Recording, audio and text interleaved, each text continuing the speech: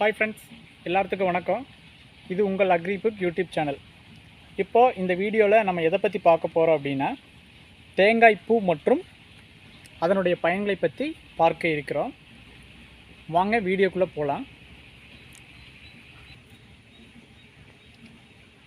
இப்போது இந்த தேங்காய் பூ நம்மளுக்கு எப்படி கிடைக்குது அப்படின்னா, ஒரு நன்கு வளர்ந்து முதிர்ச்சி அடைந்த தேங்காய் எடுத்து ஒரு மண்ணில் பாதி அளவு மறையும்படி வச்சுட்டோம் அப்படின்னா 2-3 மாதங்கள் கழித்து அந்த தேங்காய் வளர ஆரம்பிக்கும். ஸோ இங்கே பாருங்கள், இந்த தேங்காய் வந்து இங்கே வளர்ந்துருக்குது. ஸோ இது வந்து குருத்து மேலே வந்திருக்குது, இது இலைப்பகுதி.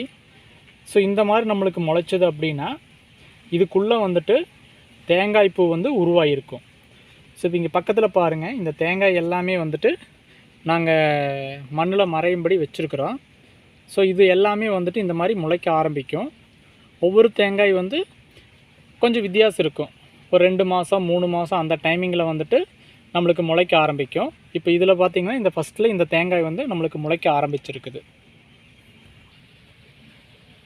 இப்போது இந்த மாதிரி மண்ணில் வந்து நம்ம மூடி வைக்காமல் முளைக்க வைக்கணும் அப்படின்னா நீங்கள் என்ன பண்ணலான்னா, ஒரு பிளாஸ்டிக் டப்பா எடுத்துகிட்டு அதுக்குள்ளே அந்த தேங்காய்கள் வளர்ந்த முதிர்ச்சி அடைந்த தேங்காய்கள் எல்லாம் அதில் உள்ளே போட்டு காற்று புகாத வண்ணம் மூடி வச்சிட்டோம் அப்படின்னாலும் நம்மளுக்கு வந்து இந்த 2-3 மாதங்களுக்கு பிறகு ஒரு முளைக்கிறக்க ஆரம்பிக்கும்.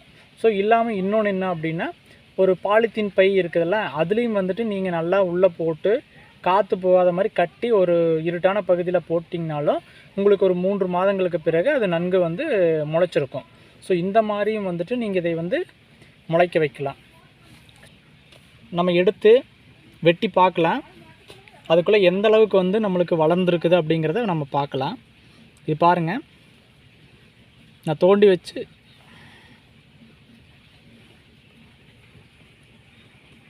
ஸோ இதில் பாருங்கள், இதுதான் இந்த தேங்காய் முதிர்ச்சி அடைஞ்சல் நிலையில் இருக்கிறனால தான் இது வந்து நல்லா வளர்ந்துருக்குது. இது வந்து தலைப்பகுதி மேல் நோக்கி இருக்கிற மாதிரி நம்ம நெட்டி வைக்கணும். ஸோ எப்படி வச்சாலுமே அது முளைக்கிறதுக்கு ஆரம்பிக்கும். ஸோ அதனால் எந்த பிரச்சனையும் இல்லை. இப்போ இந்த தேங்காயை நம்ம உடைச்சி பார்த்தோம்னா இதுக்குள்ளே வந்துட்டு தேங்காய் பூ வந்து இருக்கும்.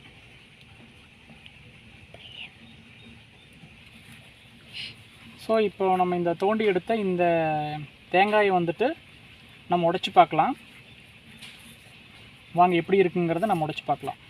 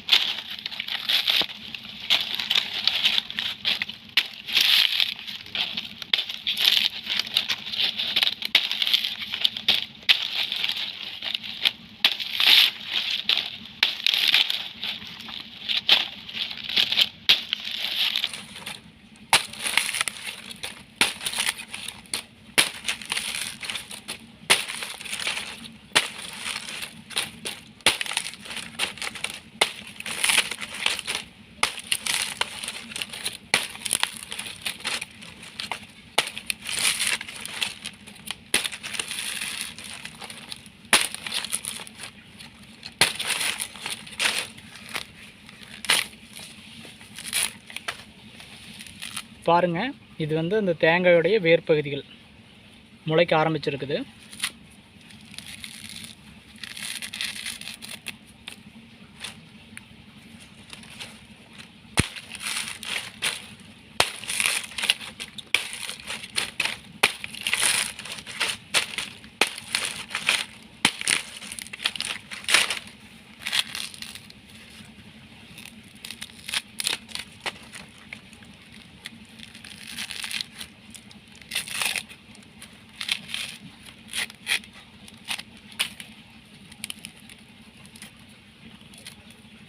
ஸோ பாருங்கள், ஒரு தேங்காய் வளர்ந்துச்சுன்னா இந்த மாதிரி தான் இருக்கும். தேங்காய்க்குள்ளேருந்து மேலே குருத்து வந்திருக்கும். இதெல்லாம் அதோடைய வேர்ப்பகுதி. சரி வாங்க, இதை நம்ம வந்து உடைக்கலாம்.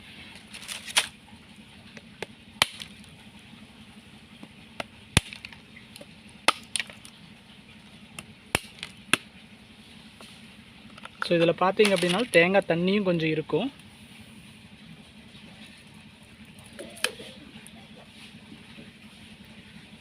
ஸோ பாருங்கள், இதுதான் வந்து தேங்காய் பூ.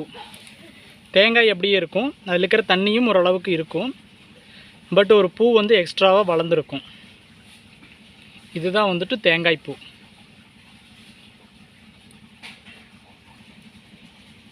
இங்கே பாருங்கள், இந்த தேங்காய் பூ அங்கே வளர்ந்த இதில் நம்மளுக்கு வந்து பெருசாக ஒரு தேங்காய் பூ வந்து கிடச்சிருக்குது. இப்போ இந்த தேங்காய் பார்த்திங்கன்னா அப்படியே இருக்குது. இதையெல்லாம் நம்ம அப்படியே யூஸ் பண்ணலாம், சாப்பிடலாம், சமையலுக்கும் பயன்படுத்திக்கலாம். இந்த பூ எதுக்காக நம்மளுக்கு இதில் உருவாகுது அப்படின்னா, இந்த தென்னங்கன்று வந்து வளர்ச்சி அடைஞ்சு போகையில் இந்த தென்னங்கன்று வந்து வளரும் பொழுது இந்த கன்றுக்கு தேவையான சத்துக்கள் அனைத்துமே இந்த தேங்காய் பூவில் வந்து இருக்குது.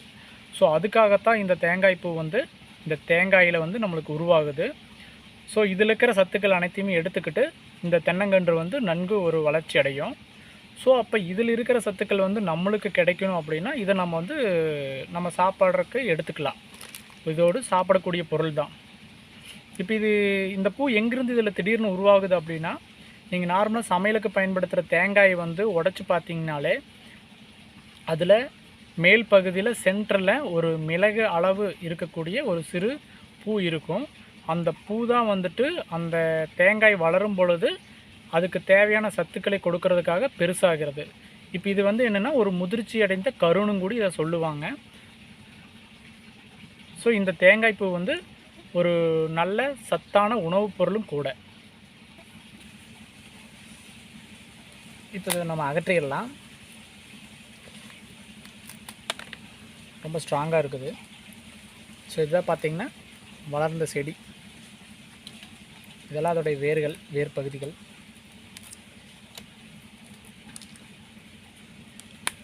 இந்த தென்னங்கன்று வளருது அப்படின்னா இதுக்கு ஒரு வருஷத்துக்கு இந்த கன்றுக்கு தேவையான சத்துக்கள் அனைத்துமே இந்த பூலிருந்தே அதுக்கு கிடைச்சிரும். ஸோ அதனால் தென்னங்கன்று வளர்த்துறவங்க, அதாவது நடவு செய்யும் பொழுது ஒரு வருஷத்துக்கு இந்த தென்னங்கன்றுக்கு வந்து நீங்கள் எந்த உரமும் கொடுக்க வேண்டியதே இல்லை. ஏன்னா அதுக்கு தேவையான சத்துக்கள் எல்லாமே இந்த தேங்காய் பூலியே இருக்குது. ஸோ இப்போ இந்த சத்துக்கள் எல்லாமே நம்மளுக்கும் கிடைக்கணும் அப்படின்னா இதை வந்து நம்ம சாப்பிடலாம். இது பயப்பட வேண்டியது எதுவுமே இல்லை. ஜஸ்ட் அப்படியே நீங்கள் அதை அப்படியே பிச்சு சாப்பிட்லாம். ஸோ இப்படியே இது பண்ணிங்க அப்படின்னா நல்லா பஞ்சு மாதிரி தான் இருக்கும். இது வந்து ரொம்ப இனிப்பாகவும் இருக்குது, ரொம்ப சுவையாகவும் இருக்கும். பாருங்கள், இதுதான் வந்துட்டு அந்த பூ. எப்படி உள்ளே பார்த்தீங்க அப்படின்னா ரொம்ப பஞ்சு மாதிரி இருக்குது. ஸோ இது வந்து ரொம்ப அருமையான ஒரு உணவுப் பொருள். இதை நாங்கள் இப்போ சாப்பிட்றோம்.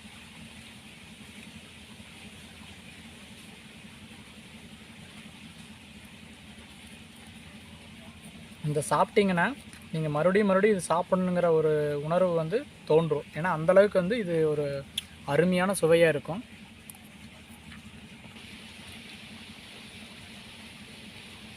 இப்போ இந்த தேங்காய் பூவின் பயன்களை பற்றி நம்ம இந்த இதில் பார்க்கலாம்.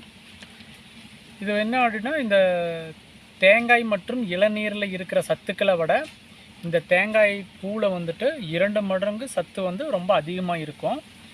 ஸோ இதை வந்து நம்ம காலையில் வெறும் வயிற்றில் நம்ம எடுத்துக்கிறோம் அப்படின்னா இதில் இருக்கிற சத்துக்கள் அனைத்துமே நம்மளுக்கு முழுமையாக கிடைக்கும்.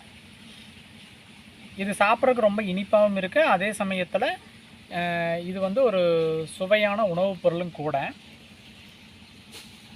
இப்போ இந்த தேங்காய் பூவில் வந்து அதிகமான விட்டமின்ஸ்கள் இருக்கிறதுனால நம்மளுடைய உடம்புக்கு அதிகமான நோய் எதிர்ப்பு சக்தி வந்து கிடைக்குது. இப்போ அதிகமாக வேலை செய்கிறவங்க மற்றும் மன அழுத்தம் உள்ளவங்க வந்து என்ன பண்ணலாம் அப்படின்னா, இந்த தேங்காய் பூ சாப்பிட்டாங்கன்னா அவங்களுக்கு வந்து ரொம்ப புத்துணர்ச்சியாக இருக்கும். ஸோ இது வந்து ஒரு நல்ல மருந்தாகவும் பயன்படுது.